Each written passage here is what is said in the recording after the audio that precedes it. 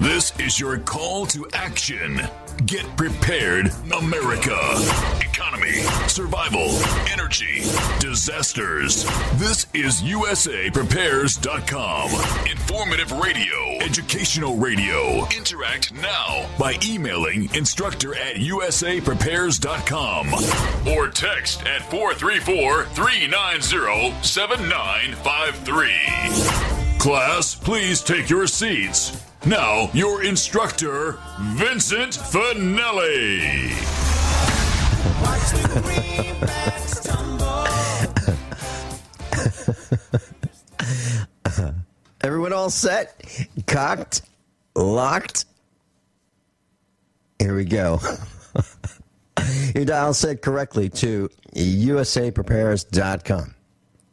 We're broadcasting live 2 hours from high atop the Missouri Ozark Mountains. Studio A. Information's on the website. There's a link to your instructors.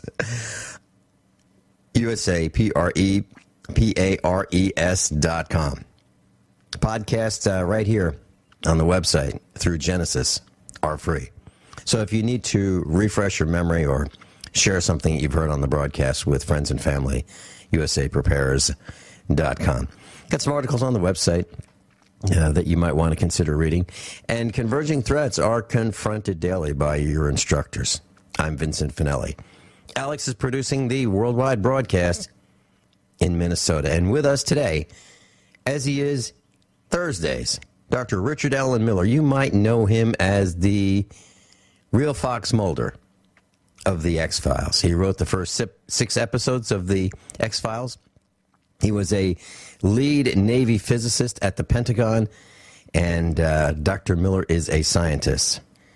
He's written a lot of books, and many books, including ESP, Induction Through Forms of Self-Hypnosis. Dr. Richard Allen Miller.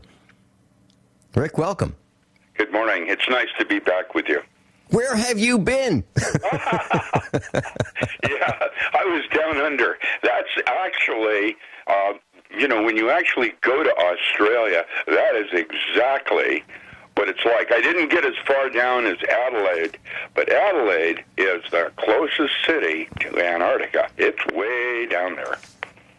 Rick, I've got a question for you. You know, when you're down under, does it still feel like you're on top of the world? Like when you're standing in Australia, are you still standing, vertically?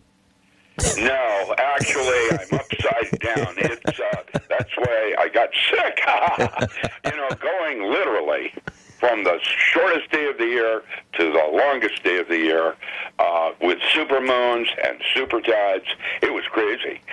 Everything. The sky is different. I couldn't find the Big Dipper, the Northern Cross, or the star. The North Star. I couldn't find any of that because guess what? It's not there.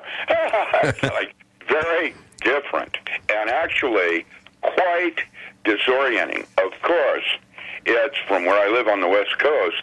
It's 17 hours into the future. And going from summer into winter. I went from 64 degrees, that's their winter, it's a big deal, to 103 degrees here in Grants Pass. And one day, it was awful. I mean, it wasn't awful. It's just my body at my age notices these different things a lot more than I did when I was a lot younger. I'll tell you that. Yeah, that was the question, Rick. When I said, were you vertical? I really meant the disorientation. Because it's terrible. It really is disorienting, and it took my body, I don't know. Going from night to day is one thing. Going into the future when I need to talk to you or someone else back in the States, I have to really wrap my head around it for a little bit. Realizing I'm 17 hours into the future. That means early morning for me is mid-afternoon for you. Early evening. Uh-huh. Yeah. So, Rick, were you concerned about flying at 35,000 feet with the radiation? Well, yeah, and actually, I think our aircraft got up to 37, almost 38,000 feet. We were almost at 40,000 feet, but we were are further south than Asia, which is where that trapped ionization zone is from Fukushima. That's, straight across from L.A. You got, and it's going straight up in the atmosphere. That's where it is right now. It hasn't moved a lot yet. It's just hanging out right there. And, of course, flying out of San Francisco, they go way down. They go down to near Peru. Not that they go to Peru. They go down that far south, then straight over kind of thing. It's way down there. I was concerned about, the radiation that's in the air because we don't hear much of it. When I was in Sydney, I had to go into Sydney, which might be equivalent to our L.A., it was, I didn't see hundreds of people. I saw thousands of people going through immigration, and they were all Japanese. And unlike European or world traveling, the Japanese seemingly travel in groups. And when I say groups, I mean, 100 of them, all wearing the same kind of a little name tag or something like that. I saw a lot of them wearing respirators. I saw a lot of them coughing, like there were something wrong with them. And it's a fact. I think that is the tragedy of the 21st century, will be the loss of the Japanese culture. Very similar to what happened with Greece and their high end of culture and art. I think that Japan we're going to lose all of that this century. And I think we're going to lose it like we lost Greece and all of its richness. When Shogun came out and that whole concept of the warlords and the honor systems of honor that were based around that, that's a type of unique culture we will never see again. And to realize that that's being lost as we speak. Nobody's making a big deal about it yet. But it's a fact, and it was an eye opener to see that many people from Japan traveling. I guess they're going back and forth to Europe. I meant to Asia. I don't know where they were all bound. I saw a lot of kids. That means they were all wearing uniforms, and I mean thousands of them, not hundreds, thousands. Well, Rick, as I look at what happened to Japan, I put the blame squarely on two places. One is General Electric for the design of the nuclear reactors, and the Japanese government for agreeing to place them where they placed them.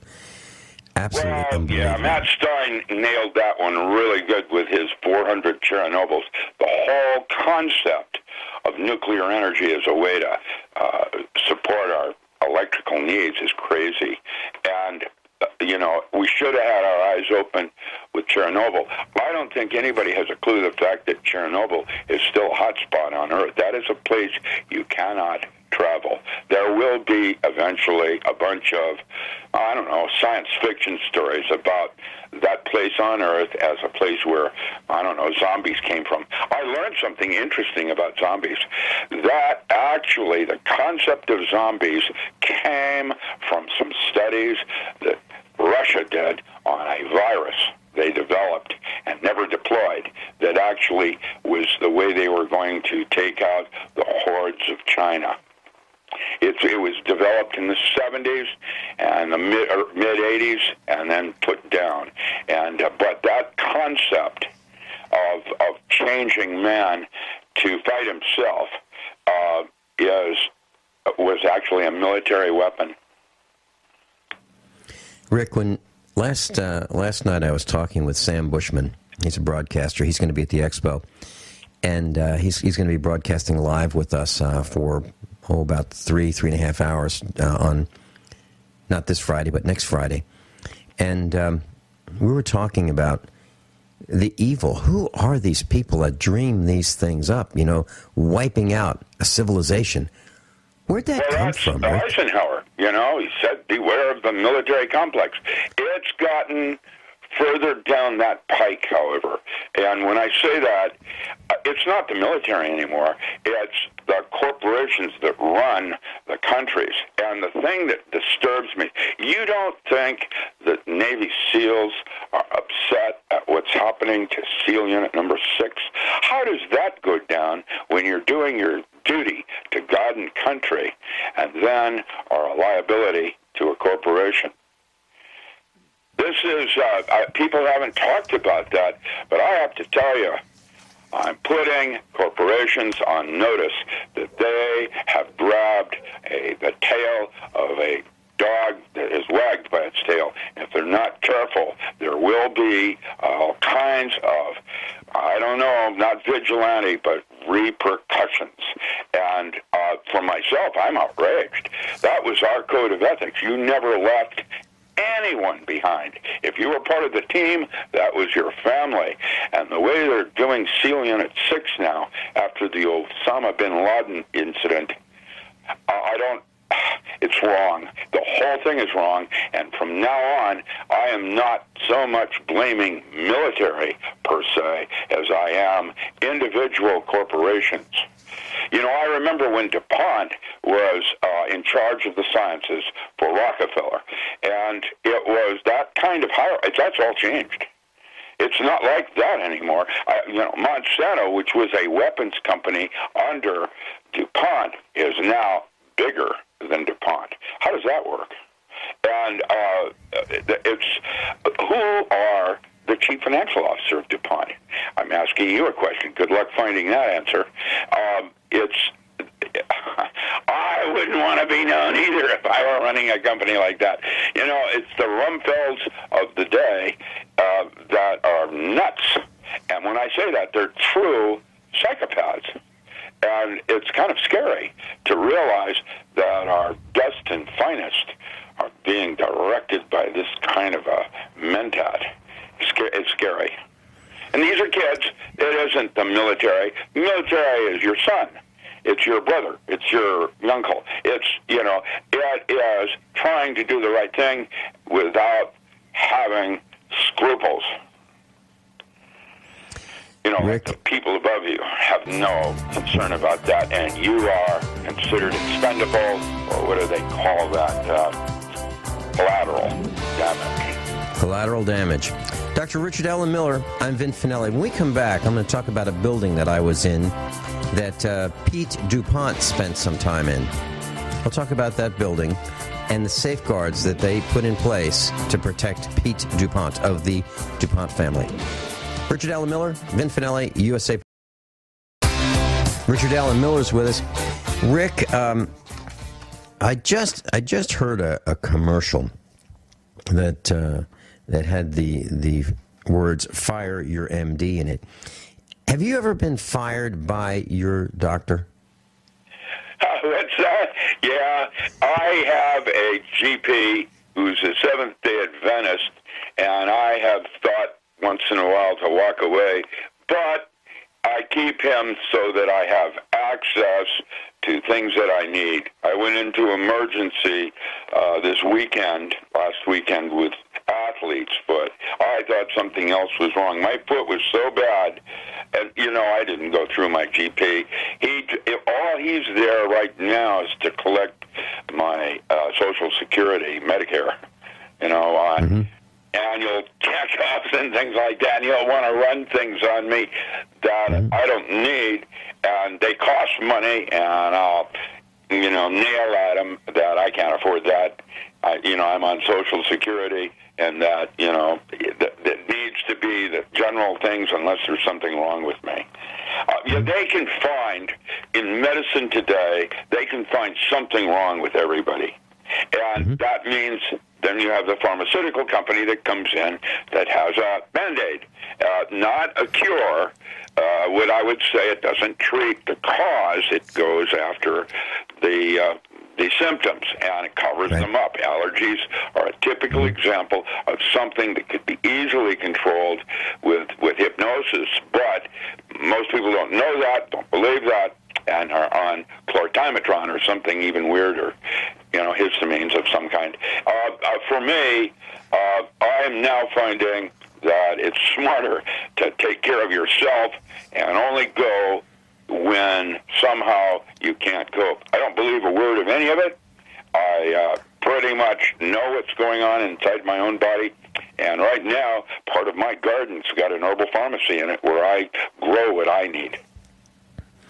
Yeah, and the reason I asked if you had fired your MD is, as I was listening to that advertisement, I was thinking about back in Virginia that there was a small doctor's office in our little tiny town of 500 people, and there was a sign there, and it was a young doctor, and a sign said, you know, if you miss your appointment, there's a $25 fee. If you're late, there's a $25 fee. If you have a problem with your check, there's a $25 fee. Oh, I know where this is going. You know, they make you sit in there. They'll book 5 people in 1 hour, and then he puts you in 5 different rooms and then comes in for 10 minutes in each room, 15 if it's necessary, 20 if it's necessary, and I'm running a little late. That's because they can charge 5 times more per hour. And this is a thing that they actually have courses at the university to teach you how to do it this way. The old GP that would come to dinner and be part of the family, those days are gone. Yeah, well, I was remembering that I had a Monday morning first appointment, doctor's appointment with this MD in Virginia, and I pulled into the parking lot, and there are no cars there, and you know, 8:05, 8:15, no cars, 8:30, 9 o'clock. At 9 o'clock I left, nobody showed up, and there was a light dusting of snow. I mean, very, very light, hardly any accumulation at all. And what had happened is they closed the doctor's office because there was a prediction, a forecast that there would be snow on Monday, and they decided they would close it. And so they didn't tell me. I mean, they didn't call me and say, hey, Vinny, look, we're not going to be there, so we'll have to reschedule. They didn't call me. So I showed up, and they didn't show up. So I sent them a bill for $25, which I thought was appropriate because that's what they charge, you know. Good luck. Yeah. So I've been like this for like this for a long time. That's one of those little cartoons that they put in the Sunday papers. It's same as it ever was. You know. So I sent this doctor a bill for $25 because he missed my appointment, right? Yeah. And nothing happened that day. And I got this within a couple days. I got a letter from him. It was 1 paragraph, 2 pages long. He must. Alrighty. Guilt is he must have sin corrector. You know, guilt. Good luck with that. Yeah. So, and basically, he fired me after I sent him that letter. So I've been fired by a medical doctor. He said, you know, look, go find somebody else. Dr. Richard Allen Miller's with us. I'm Vin Finelli, and when we come back, I'm going to tell you about Pete DuPont. Interesting story about where he worked and his security. We'll be right back. Class, years ago, I was on the East Coast, and I was in this office building, and it was a state office building. And I pulled into the parking garage at the street level. You pull in, and you find your parking space. And then the next thing you'd want to do is to go anywhere in that building, you'd want to get in the elevator, right from the parking garage. Nope, there is no such thing. There is no elevator from the parking garage to the offices above the parking garage. So I walked outside, you know, walked out the entrance from the parking garage, walked around the side of the building, climbed up the stairs into the first floor of the state office building, and I talked to the security guy, and I said, what gives? You know, you've got the parking garage right here. All the offices that you'd want to go to are right above the parking garage. You've got an elevator right here in the lobby. Who designed this building so that you can't get in the elevator and go from the parking garage right to the lobby or to whatever floor you want to go to? And he said, well, we did that many years ago when we built the building because we're afraid of a bomb threat. Now, who was in the building? Well, that would be Pete DuPont. He was on the top floor. His office was on the top floor. So they were, Rick, what I'm saying is they were concerned that back then someone would go into the parking garage and send a package up to, one of the floors in the building and set the package off. And that was back in, well, I guess I think they did that in the 70s. It's all what happens with the military. That's in all technology and realization. There's usually about a 30-year window between when it's used for the military as a weapon and then it becomes available to the public as an everyday in your life use, like computers, like internet, like all of it starts with the military, and then it proliferates down into everybody's life about 30 years later. That's advances in science. That's all of it. It's that's what Eisenhower originally discussed as beware of the military complex. The idea that before any other use, you have to be concerned with survival before you can deal with emotions and other kinds of things, physical, emotional, intellectual, that hierarchy. And there's about a 30-year awareness window that takes place when a technology breaks the scene, and then it comes into everybody's daily life. By the time the physics comes in, physics has gone somewhere else with models and worldviews. Quantum mechanics hasn't been actually used in mainstream physics for almost 25 years. They used to call it modern physics, and then it was quantum mechanics and the quantum universe. And now, it's holographic, and that's the way it works. It takes about 30 years. And, of course, DuPont, all of them, and Moores, Dina Moores, we're always, concerned with, terrorism. Terrorism didn't even exist as a word until 10 years ago, 15 years ago when 9/11 happened. The public consciousness did not have that immediate fear of checks at airports. I remember when used to come and go without, any kind of scanning or anything like that. They just looked for aberrant behavior. How the world changes is very interesting. Rick, years ago, back in the 70s, a person asked me, he said, what do you think that in the DuPont family, I mean, the family, and I'm not talking about the business, I'm talking about the family, they have monogrammed towels at their home. This person said to me, what letter do you think the towels would be monogrammed? And I said, the letter P. And he said, absolutely right, because it's a lowercase d, a lowercase u, and a capital P, DuPont. I just want to share that. Yeah, like the Rothschilds and others like that. That's where it all began, was this idea of the monetary system. When the French Rothschild wrote on a piece of paper the first concept of a check or credit, where he signed his name, and that was good enough for how much money that was worth. That's all changed now. We had monetary systems that were based on gold standard and so on. Good luck with all of that. You know what that's all about in inflation? What that's all about is the New World Order is at, $8 an hour from minimum wage, where China is at $2 an hour. Now that's changing, but that's what the whole thing is about, is wages. Rick, we talked about the Chinese factory outlet, which is the name that I use for Walmart on the broadcast. Pretty much.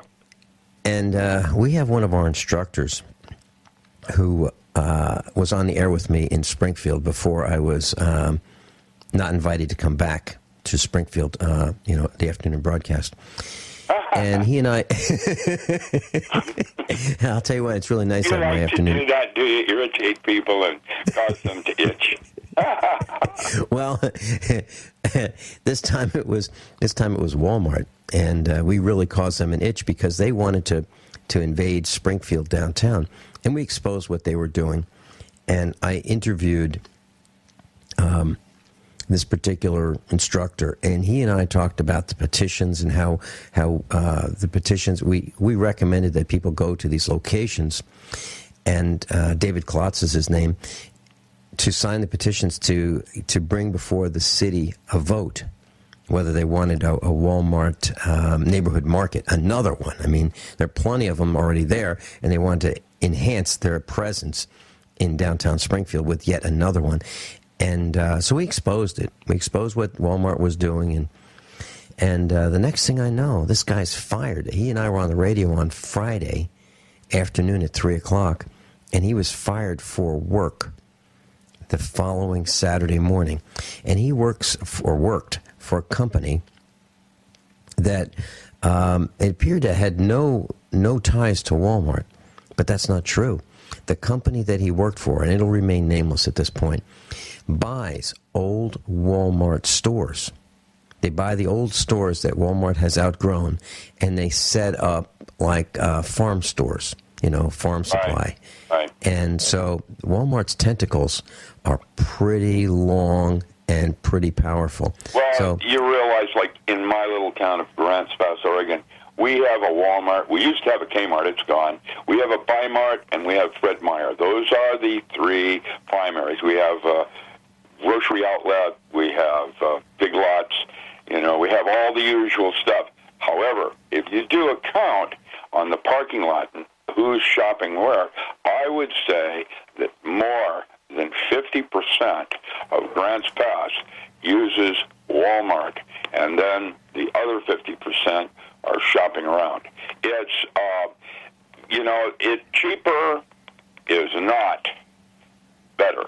It may seem so in the first stages of your wallet, but in fact, everything that you purchase at Walmart, every single dollar except for the local labor, which is minimum wage, is taken outside of the city. In fact, most of it goes outside of the state.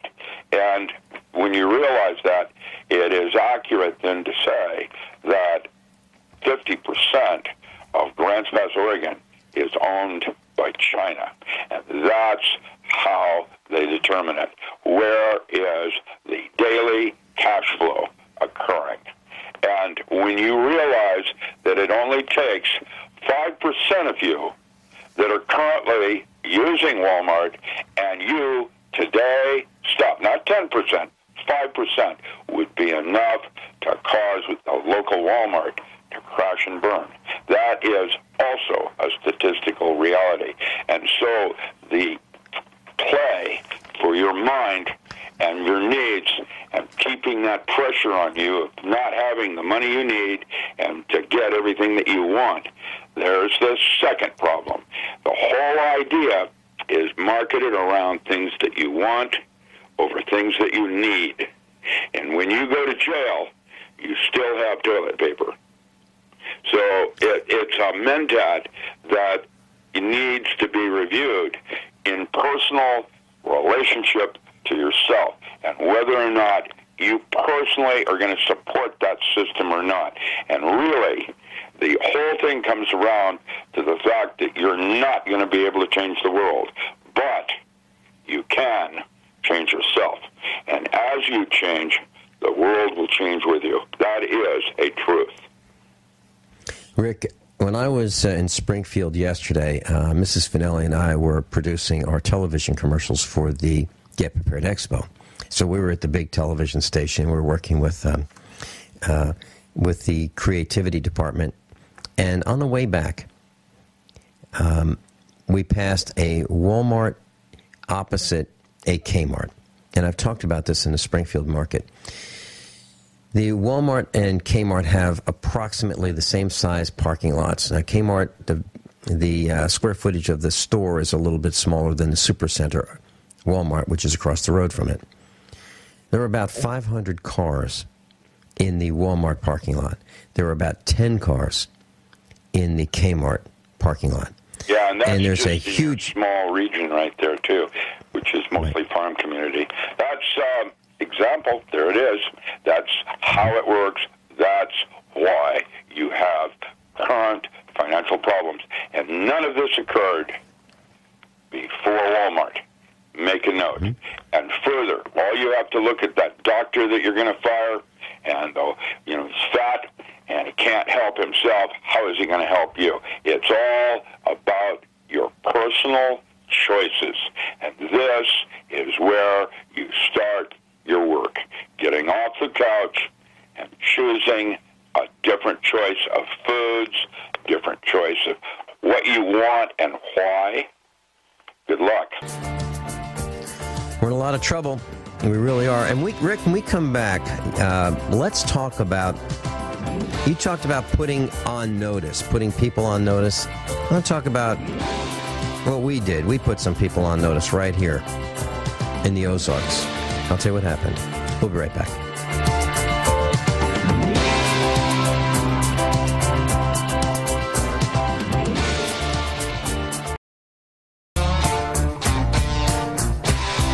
Rick, you mentioned that people were put on notice, and right here on the broadcast, and I want to share with you that we put the Springfield and other police departments on notice also in the Ozark Mountains. And what we said was, look, you guys are riding around in brand new police cars, vehicles that the rest of us would have trouble affording, brand new top-of-the-line vehicles with dark windows.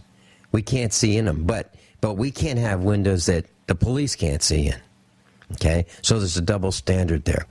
And they ride around with their radar guns, and they give people tickets, and they hide, and they operate in stealth mode, and they operate in teams to set up toll booths to give people tickets for lights that are out on their vehicles. And anyway, there are reports on the internet of these police thugs with masks bashing down people's front doors, throwing flashbang grenades in their homes, arresting them. And then who can dispute these charges? You know, if the police say, okay, we found these drugs in this guy's house, how is somebody going to prove that they didn't? You know, so now the burden of proof is on the person who was arrested to prove that they didn't do it, because the police word is usually accepted above anybody else's in court. So what's happening, Rick, is innocent people are being shot.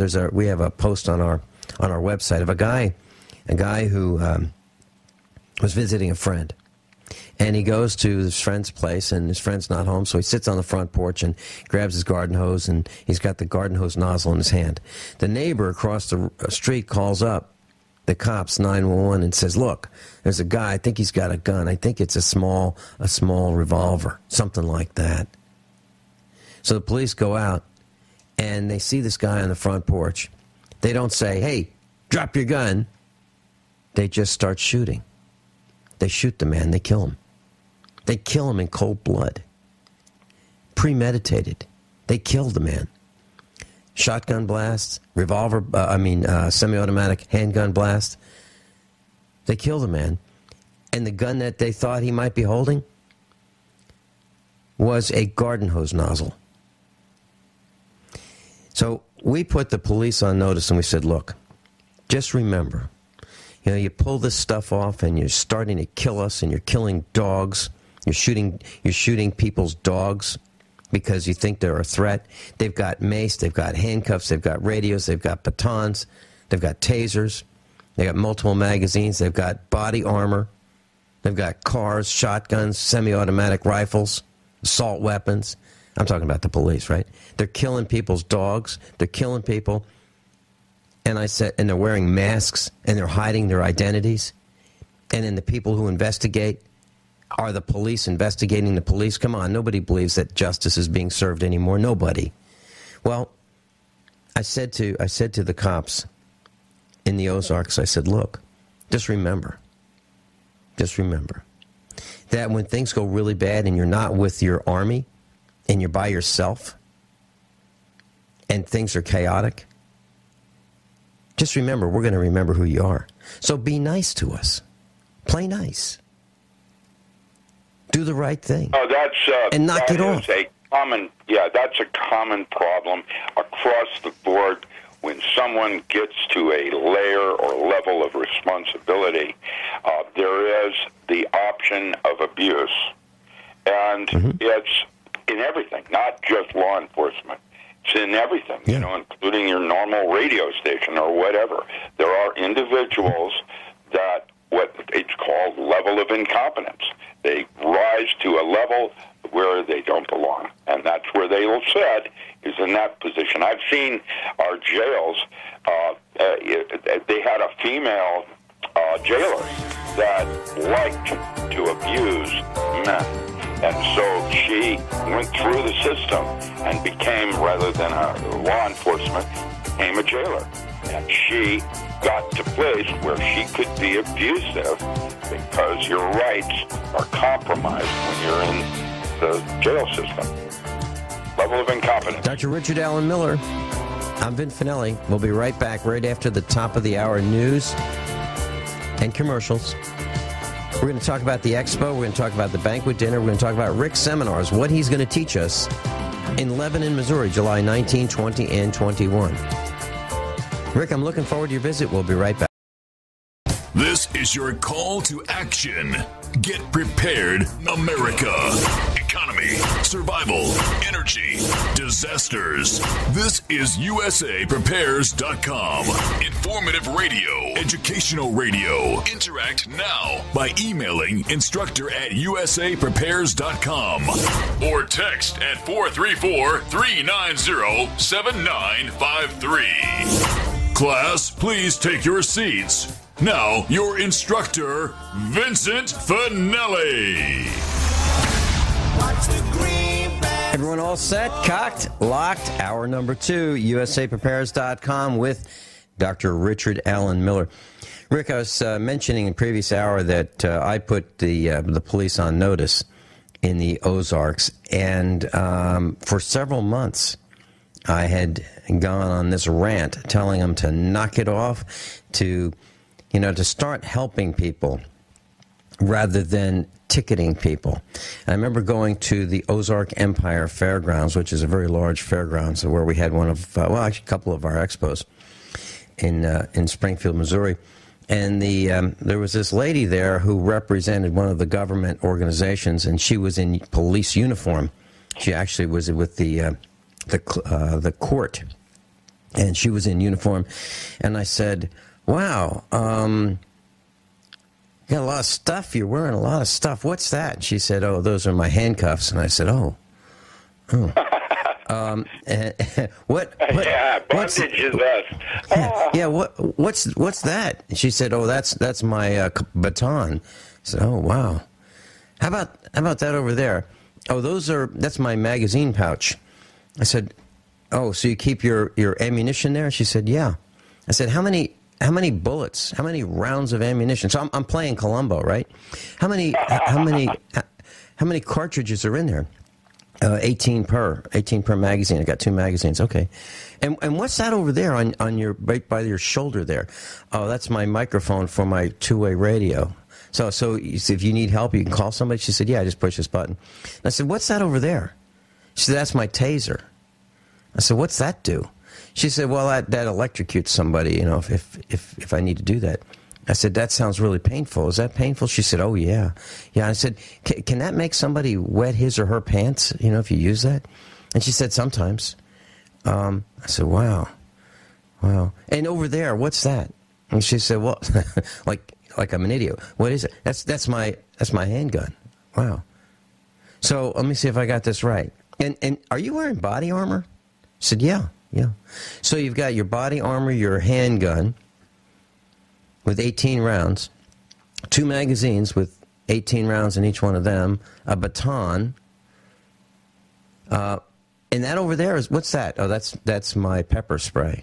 Okay, so you got your pepper spray, and you got your taser, and you got handcuffs, and you got your radio. Wow. I said, have you ever helped anybody change their flat tire? And boy, was she furious with me. And the point is, these guys are walking one-person armies. And why is that? What are they expecting?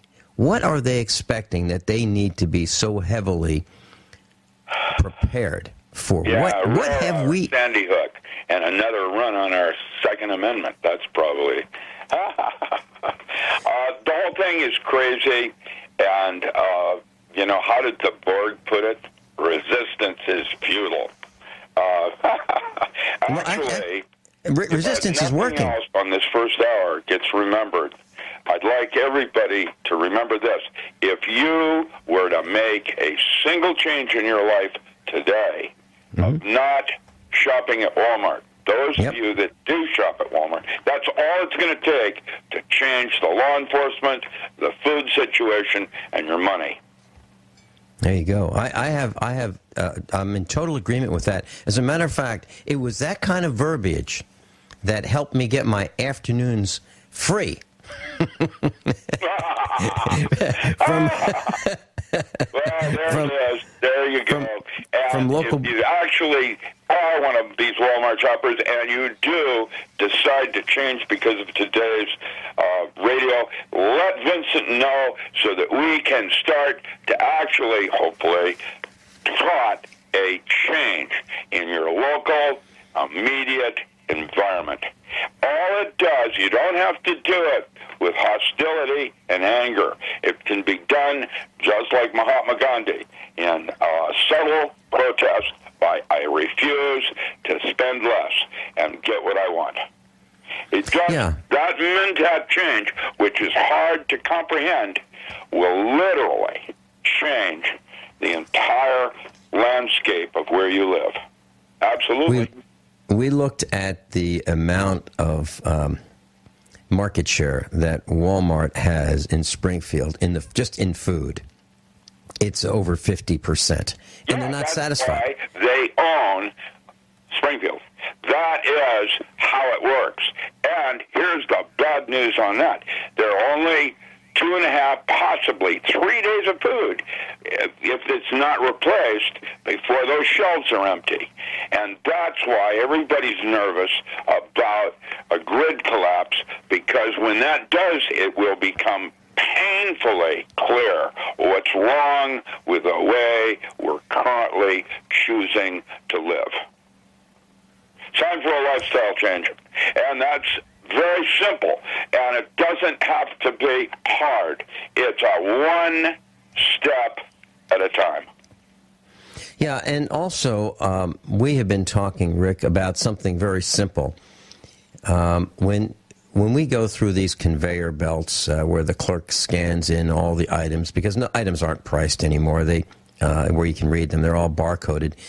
So when the clerk scans them in and then demands to see your picture ID, I absolutely refuse to do that, because there's nothing wrong with my account. There's nothing wrong with my credit card, and I'm not concerned about a chargeback against my account. I'm not concerned about my account being stolen because I have zero fraud liability. That's not my problem. I'm not worried about it. And it doesn't sound. Don't think that I'm heartless toward you banks. Just told me though, what the real problem is that cashier or person didn't know you. How does that work in a small community? Well, that's exactly right. And as a matter of fact, at Lowe's, the home center, if you will, I built our house, and we bought a lot of stuff from Lowe's, and I was there like every 2 days. And they demanded to see. Now, one night I bought about 200 plumbing fittings, small PVC and CPVC plumbing fittings. I had them on the conveyor belt. They scanned them all in. And it was not a lot of money. It was, some of these were 10 cents, some of them were 15 cents, some were 8 cents. And this was several years ago. And so I had all these plumbing fittings that I needed to complete the plumbing, the pressurized plumbing in our farmhouse. And so they were all scanned in and they needed to see my ID. And I said, no, I come here all the time. You guys know who I am. Come on. And they said, no, I need to see your ID. And I said, I'm not doing it. I said, you can put all these things back. You can spend 2 hours putting them all back, because it took me 2 hours to find them all and pick the ones I wanted. What you have just described is why medicine needs to change, where the doctor knows his patients individually, It's Right. not about money. You need to change the hardware store that you use because the hardware clerk knows you and knows your needs and your particular kind of nail style that you want to play with. That is what has been lost in expansion of more is better. And really, it comes down to personal choice of why you do what you do. And if it's about money, then you're going to be put in that category and treated samely. And so if it's not about money and it's not about cheapest, it's about the service and the quality of relationship that you have in your community as a community, that will be how it all changes. Literally. Yep. And so what I used to do, Rick, is I would say, no, I'm not doing it. You can put this stuff back or you can sell it to me. And at Lowe's, the manager came out and he's, now we have a confrontation. It's the clerk. Well, he didn't have to come out and confront. He could have come out and said, oh, Vincent, no problem. Sorry about that. Sorry about the inconvenience. Thank you for the reminder. There could have been several ways that manager could have been a good manager. Right, but he didn't. He came out and he said, look, this is our store policy. And I said, well, I'm not doing it. Okay, and I said, your policy is I'm not doing it. Right. Personal choice. And here's the bad news. The internal landscape that created in you of anger as opposed to joy is why the physical plane is where we go to be sick spiritually. Nobody seems to get it. The feelings that you have are what create your health and experiences in life. And once you take personal responsibility for that internal landscape of choosing not to be angered. I'm going to have to do battle with Qantas Airline. I don't want to. I'm going to have to do battle with it. I almost walked away because I didn't need that distraction in my life. It was going to will create a kernel of energy that may lead me to get a cold. That is exactly how it works. And to not allow that, how are you going to, you can't fix everything, okay? That most of these people are now oriented toward, it's such a hassle, you're not going to, like AT&T, I'm going to have to battle with AT&T on a phone bill. And they know that it's easier for me to just give up and forget about it and pay it. And yet, to hassle it as like a physicist, I don't give up, is what causes me to become ill. And so what I am now trying to do is learn how to be magical in my thinking, where the discipline of rigor is part of my health. And it's a hard single line to walk with each of us. And how you know that you're doing what you should do is by how easy is it working out for you. That is how it works in the dialogue of having it be a simple thing. It's not about money. Well, Rick, here's my new strategy. My old strategy was, just resist and say, no, I'm not going to give you my ID. There's nothing wrong with my account. Is there anything wrong with my account? Did you see anything that said it was stolen, it was fraudulent, I was over my limit? Is it? No, everything's fine. Okay, so what's the problem? We just want to make sure it's you. You don't think it's me? Well, no, we do think it's you. We just need to prove that it's you. So we go round and round and round. But I've got a new strategy, and it is the coolest thing. I'm going to tell you how to do it when we come back. Rick, I think it's going to put a grin on your face. Class, this is how we gum up the works, and they'll back off. They will. I guarantee it. We'll be right back.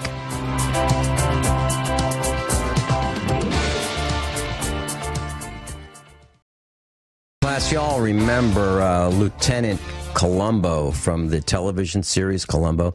Well, that's the character that I play lots of times, like when I'm going through TSA or if I'm in a government building when they want me to do something. I'm always confused, and it really works great. And they actually believe it. They actually think that I have no idea what I'm doing, and I'm really confused. They really believe it. So here's what you do.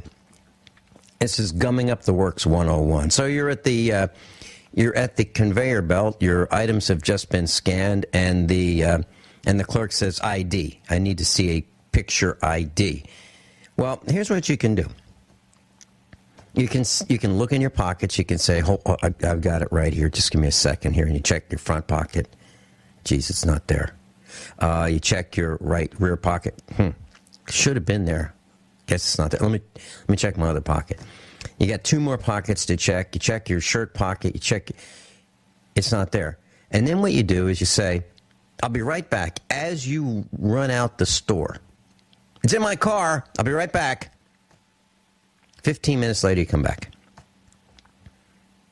And you don't have it. You thought you had it. Must be at home. Bottom line is, you have just caused a major traffic jam at that conveyor belt. All your stuff is there. They're waiting for you. They don't know whether they should wait 30 seconds, 2 seconds, a minute, 5 minutes. They don't know what to do. They're going to have to figure out what to do with your stuff. And then you come back. If 20 of us do it a day, it will gum up the works and they will back off. Just like they did. That's what we did at Bi-Mart.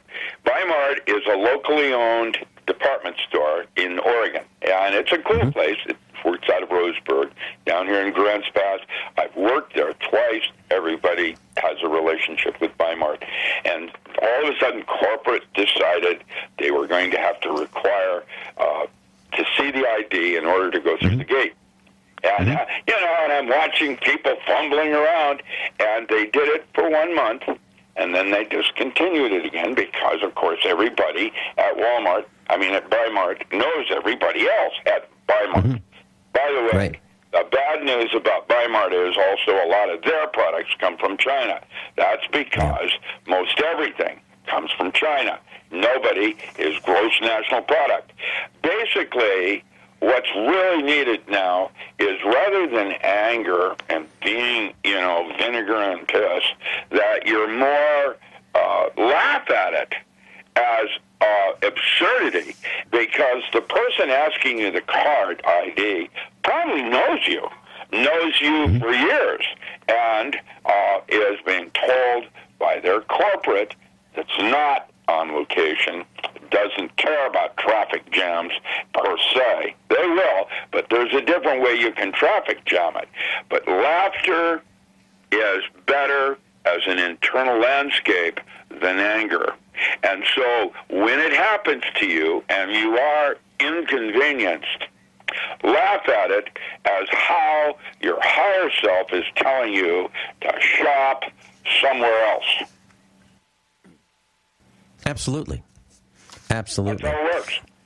And less than 5% making that decision that are currently using Walmart can make Walmart crash and burn now. It's only 5%, especially if you're working Facebook and other kinds of social networking where you're not talking about it and you're doing it as its absurdity and you're laughing at it as absurdity, not being angry at it. Anger is the emotion that tells you when things are not going the way they're supposed to go, the way you want them. Okay, that's ego. What you need to do is pay attention to what your higher self wants you to do. And the way you do that is that it's easy. It flows. There's no hassle. Everybody says hi. It's a pleasant experience. That is where you change your lifestyle, making things pleasant again for yourself. When you do that, you'll be a lot healthier because it's the stress and what you do to water. We'll talk about water next week. That's my new article on structured water and how emotions are part of your essence inside, like with a moto, where you actually put your emotions into the water and it creates your reality. That is essential. And laughter, how we're all going to get through this. Yep. Hey, Rick, when we come back, I'd like to talk a little bit about the schedule, the Get Prepared Expo schedule. Had a nice chat with the general manager of the Cowan Civic Center. I'll tell you about that when we come back.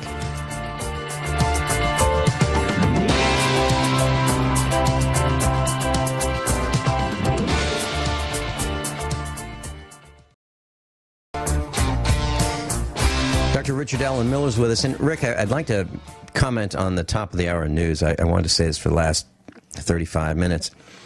You know, they said on the top of the hour news that, you know, I used to get in a lot of trouble for this in the in the afternoon broadcast. I would comment on all kinds of things. And I'd say things like, are we paying for this news that these guys are reporting? This nonsense? How much does this cost us? And, you know, I'd say things like that, and I'd get in trouble. But, so there's no sense in changing my style at this point.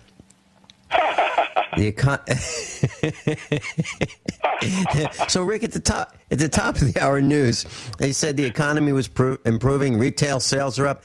Who are these people kidding? That's absolute nonsense. I mean, nonsense. You know, yesterday, I was in Springfield, Missouri, and, you know, we're putting up these 18-inch by 24-inch yellow corrugated plastic signs that say, Get Prepared Expo, Cowan Civic Center, you know, Lebanon, Missouri, July 19, 2021. You know, those signs that you're allowed to put up. Well, the places that you can put them up where they don't get ripped down really quickly is where businesses are out of business. There is no shortage. If we had 1,000 signs, we could have put them up all over Springfield. We didn't have 1,000, but if we did, because there are so many businesses that are out of business now, it's unbelievable. Stores are closing, restaurants are closing, and the proof, just drive past any business parking lot, and other than Walmart, and look at how many cars are there. Not many. Not many. The owners of stores used to park someplace else so there'd be plenty of spaces for customers. Now the owners are parking right in front to make it look like they do have customers. Yeah. We're going down. We're going down. That's, so, that's personal choice.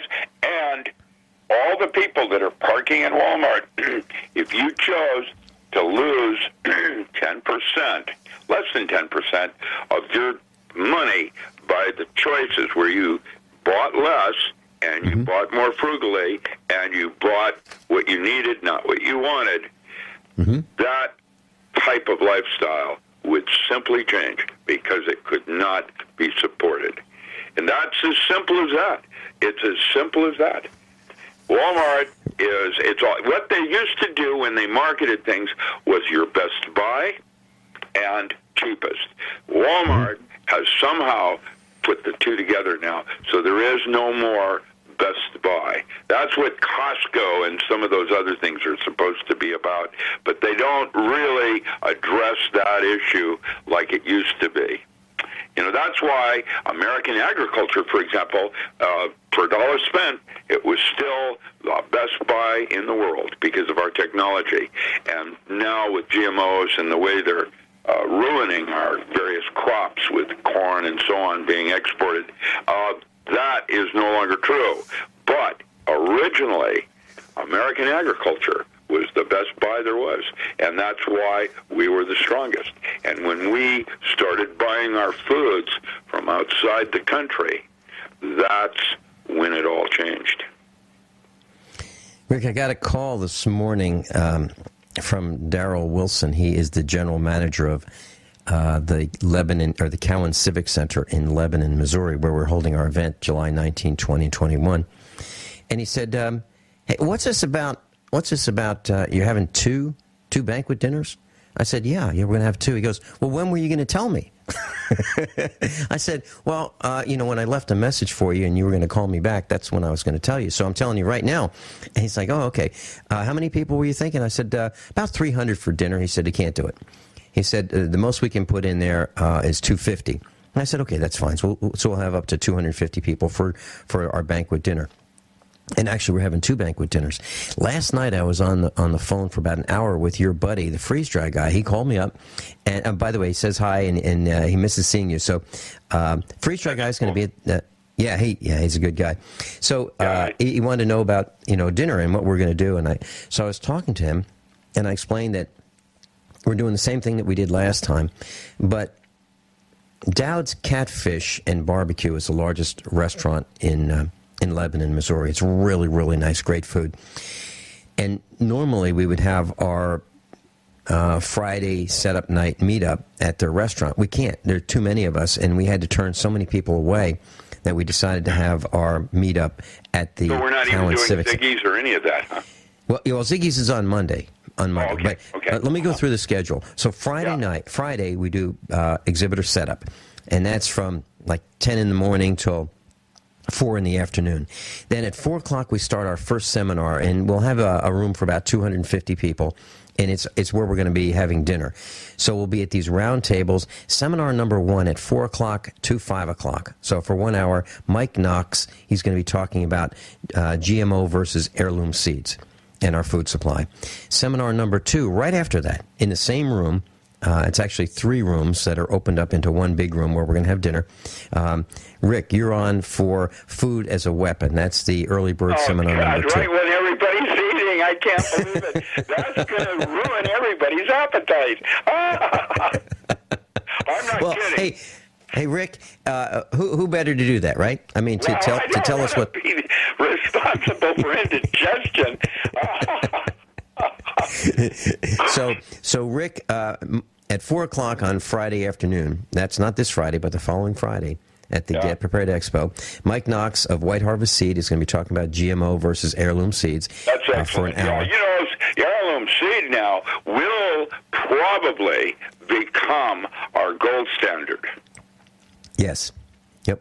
And he's got great seeds. And as a matter of fact, he has given away easily 1,000 packs of heirloom seeds, easily, at every expo that we've had. And some expos, a couple thousand packs of my favorite.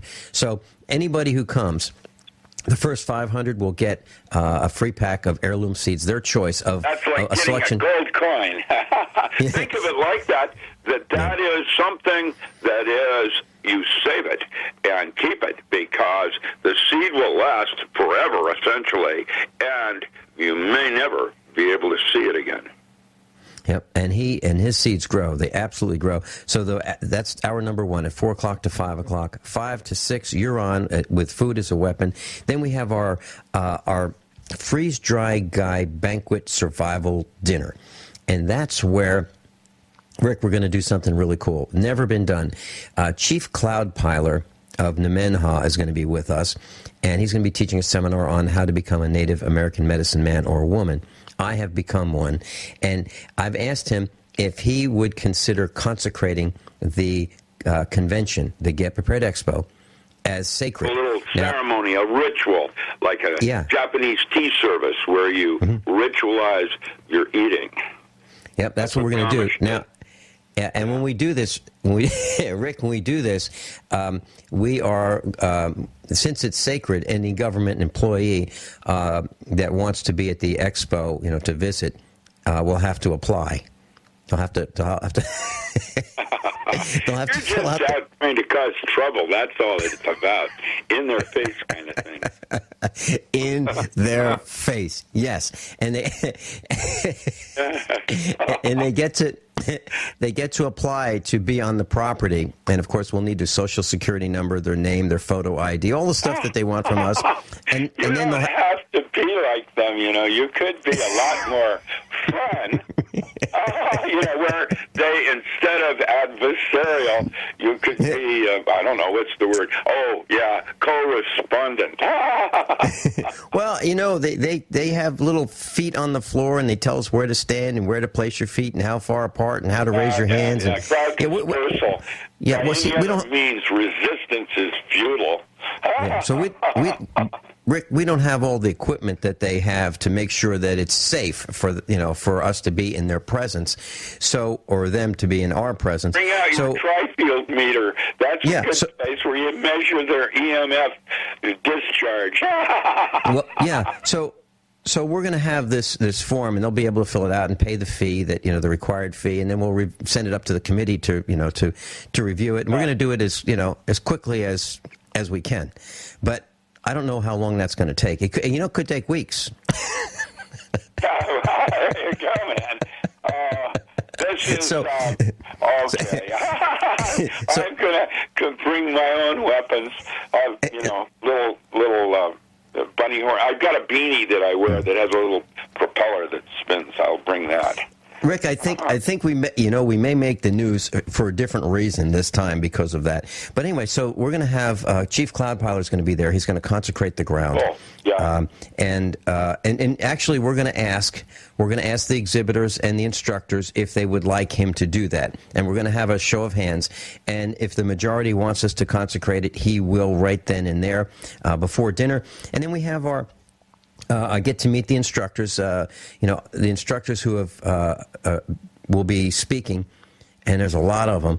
We'll introduce ourselves one at a time at the microphone, so you get a chance to see, the real Dr. Richard Allen Miller, Dr. Norman Shealy, Joel Wallach, Dr. Joel Wallach, and the list goes on and on. Julie Pennick. So we'll all be there. And you get a chance to have dinner with us. It's fun. I enjoyed that the last conference I did. Mm-hmm. You know that Japan, that we're going to, we talked about earlier, and the possible loss of that culture is perhaps the only real culture today that ritualizes their foods, and the way they do shabu shabu and the sushi bars and the Japanese tea service, where there is a little ritual in the way things are prepared, so that it's kind of like giving, honor to historical ways something was done. And so ritualizing a meal like that with grace, a type of grace, if you will, giving thanks, is absolutely part of the process of what we've lost with the family sitting down at the table every night. Mm-hmm. Yeah. We've lost that whole concept of eating together and as a social event. And I think that, you're recognizing that with ritualizing it like this, whether it's done with a medicine man or whatever. I think that's very appropriate. Well, we're delighted to be able to do it. We really are, and we've got the faculty to do it. And I believe we're the only ones that do it. This is USAPrepares.com. Dr. Richard Allen Miller and I'll be right back. RichardAllenMiller.com. ALAN. RichardAllenMiller.com. Rick, I'm just going to take about 2 minutes and go very quickly through some of the seminars and the speakers that we have on Saturday and Sunday at the Get Prepared Expo. That's July 19, 20, and 21. You can go to USAPrepares.com to find us, or getpreparedexpo.com. Okay, so on Saturday, Richard Allen Miller, Mind Control, Thinking Like a Navy SEAL. Dr. Norman Shealy, How to Lower Your Blood Pressure with Food, Supplements. Judy Dollarheight is going to be talking about water filtration. Jay Dizkowski is going to be talking about alternative energy from the sun, life with solar power. Dr. Joel Wallach will be talking about Dead Doctors Don't Lie. He's going to be talking about health and nutrition. Roy Birdsong will be talking about cell phone plans for $8. Glenn Meter, treating water, distillation of water during an emergency. Dr. Patrick Vickers, the Gerson therapy, cancer treatment. Alan Busick of Doomsday Preppers fame is going to be talking about preparedness for beginners. John Moore, violent climate change, should you relocate? Joyce Riley of Genesis is going to be talking about when there's no doctor. Also, military experiments. Len Pence is going to be talking about survival gardening, high-yield gardening. We'll be talking about, Alan Sons is going to be with us talking about do-it-yourself insulated concrete block foam buildings, Legos type blocks. You put them together, fill them with concrete, and you've got a really strong insulated building. Sheriff Richard Mack is going to be with us. He's going to talk about the Second Amendment and our greatest threats to liberty. Joel Johnson, The Real MacGyver 101, Invisible Inventions. Paulette Winotka, Building Buckets of Food. Let's see. Dr. Julie Pennick. Vincent, that list and those titles are worthy of some DVDs. Yes.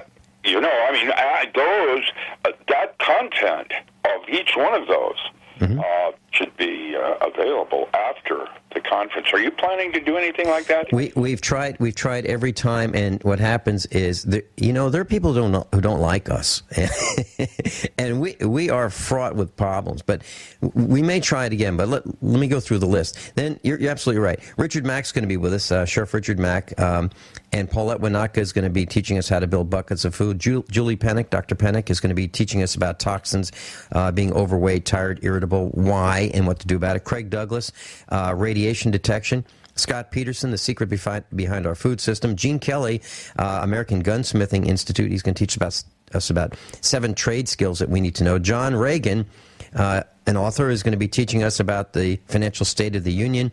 Sam Bushman, he who owns the media makes the rules. Johnny Delirious is going to teach us how to build concrete domes, structures and homes.